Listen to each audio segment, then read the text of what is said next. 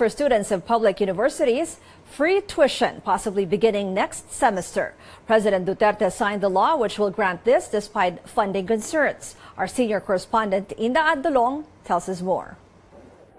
His economic managers advised against signing it. They say government cannot afford to foot the bill. But President Duterte did so anyway. He signed into law Republic Act 10931, which gives free tuition for students of all public higher education institutions. So he weighed everything and came to the conclusion that the long-term benefits that will be derived from a well-developed tertiary education on the part of the citizenry will definitely outweigh any possible short-term budgetary challenges. So if there's a will, as we say, if there's a will, there's a way. Budget Secretary Ben Jokno said government may need 100 billion pesos to carry out the law. But Senior Deputy Executive Secretary Minardo Guevara says the Commission on Higher Education is now pegging the initial amount at 16 billion pesos. Why the big disparity? Guevara explains the law only requires shouldering tuition and other school fees like laboratory, ID, and library expenses. Allowance for other expenses like books and boarding, although also mentioned in the law, is not mandated for all tertiary students in public universities. Guevara says a subsidy fund will be provided to cover for these so-called other education-related expenses, and not all students will get them. That has to be processed by the UNIFAS board, which is supposed to have a system of priority. In other words, yung mga talagang nangangailangan, the bottom 20% will be prioritized in terms of subsidy for education-related expenses. By UNIFAST, Guevara means the Unified Student Financial Assistance System for Tertiary Education, which will manage, among others, the subsidy for the other education-related expenses. With other priority items identified in the budget, like infrastructure projects and Marawi City's rehabilitation, Malacanang admits it may shift funds of programmed expenditures. But that's now up for Congress to think about. Di po nawawala yung mga pork barrel, yung mga lump sum na nandyan sa budget na sinabit ng Malacanang. Kaya malaki po ang pondo na maaring ma-realign para dito. Ang dapat tapyasan ay yung mga lump sum, mga discretionary funds. And tututulan natin lahat ng nakaambang na pagtapyas sa mga pondo ng ating mga social services na may direktang kapakinabangan sa ating mamamayan. Malacanang says qualified students may begin availing of free tuition by next semester. Ina Andolong, CNN Philippines. Lawmakers advocating the free tuition law vowed to find the needed budget for its implementation. Senator Win Gatchalian told CNN Philippines Newsnight 1.6 million students will benefit from it. Senator Bam Aquino thanked all those who supported this measure. That's why it's important now to incorporate the budget for the 2018 budget. So I think we're now in a good time to talk about this with the economic managers and to talk about the timing in funding this bill. Yeah. So I think there's some debate on whether to fund it in one go or to fund it in tranches. So, but this is really the process, and we will now talk about how to fund the bill. In the Senate, we've committed to really look for the budget for this measure. Senator Legarda, the chairman of Finance, actually, we were talking among ourselves in the lounge, and she really gave a commitment that we would do our best to fund this measure, because this is really the Senate priority, Yeah.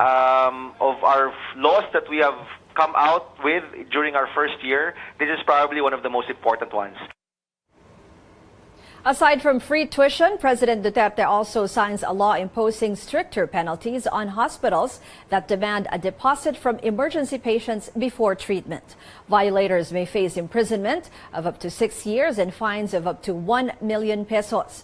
The Department of Health can revoke the license of a health facility after 3 repeated violations. Senate Health Committee Vice Chairperson Risa Ontiveros says the measure will end the practice of some hospitals that require advance payment before treating an emergency patient.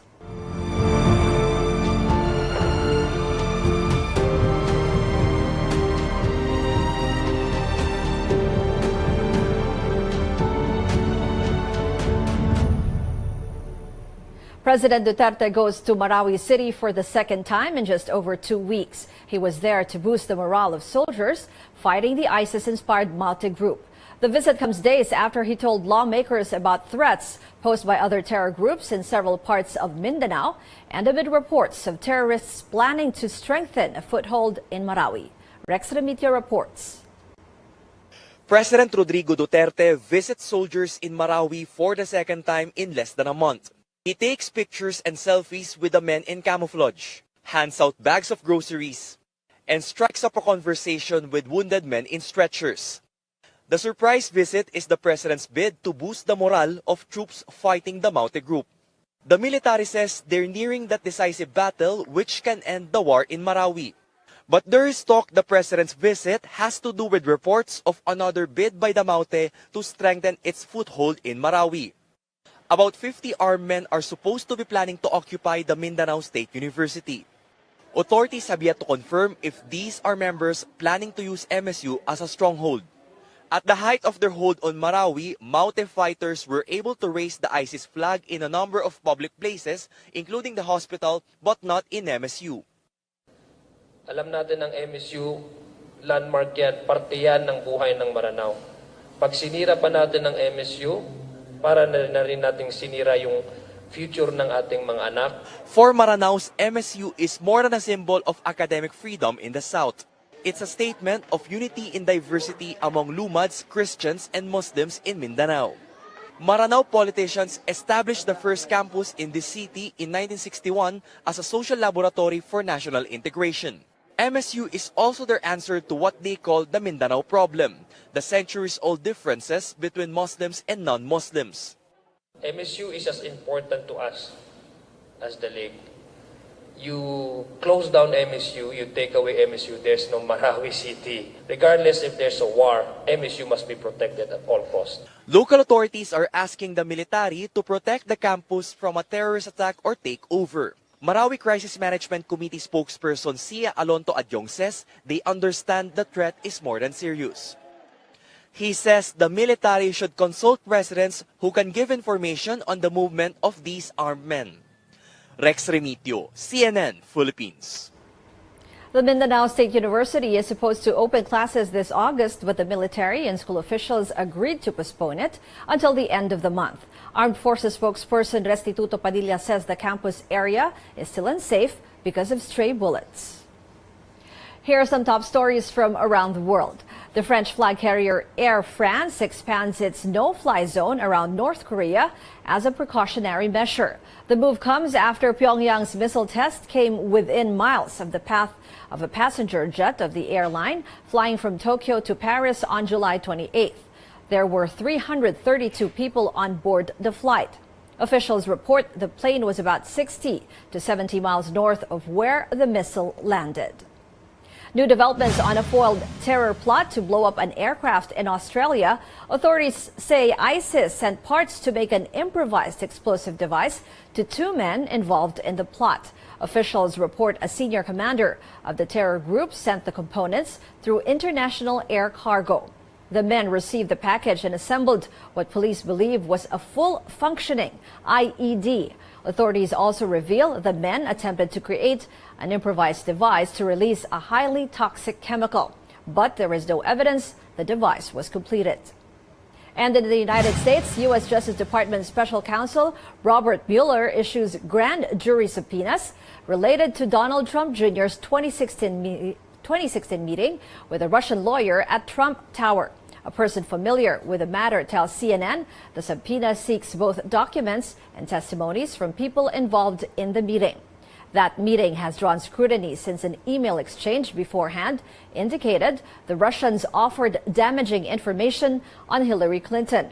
Investigators are looking into whether President Donald Trump or any of his campaign associates colluded with Russia during the election. Customs Commissioner Nicanor Faeldon assures the public reforms in the agency will continue.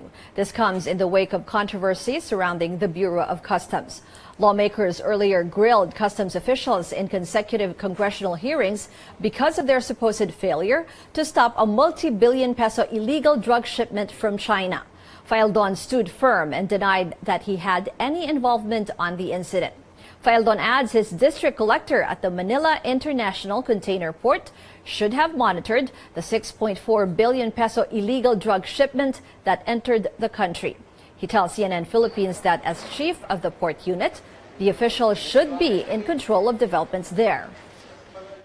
The rules are already in place. They're so stringent. It's really the implementation of the different commanders, the different collectors in the different ports of the country. Sino yung collector na nagpapasok ng 6.4 billion? The collector of MICP is Attorney Philip Maronilla. No, I don't blame him. I don't blame him. But when you are a commander, you're supposed to be on top of everything that happens to your unit. But speaking to our chief correspondent Pia Ontiveros, District Director Attorney Philip Maronilla said they merely followed customs procedures, did not mediate to delay shipment. Maronilla explained derogatory information about the shipment came in late. The entry was filed on the 17th. It was already online released from customs, meaning customs process was already done on the 18th. And the entry was only filed in the formal entry division on the 19th. Current regulations under the Green Lane mandates that no additional documentary examination and no physical examination should be done for shipments coming into the Green Lane unless we receive derogatory information coming from our enforcement, intelligence, and command center. So there was There was none of that derogatory information that could have alerted you to anything wrong. And We did therefore, not kaya receive nakalusot. In other words. Late po dumating.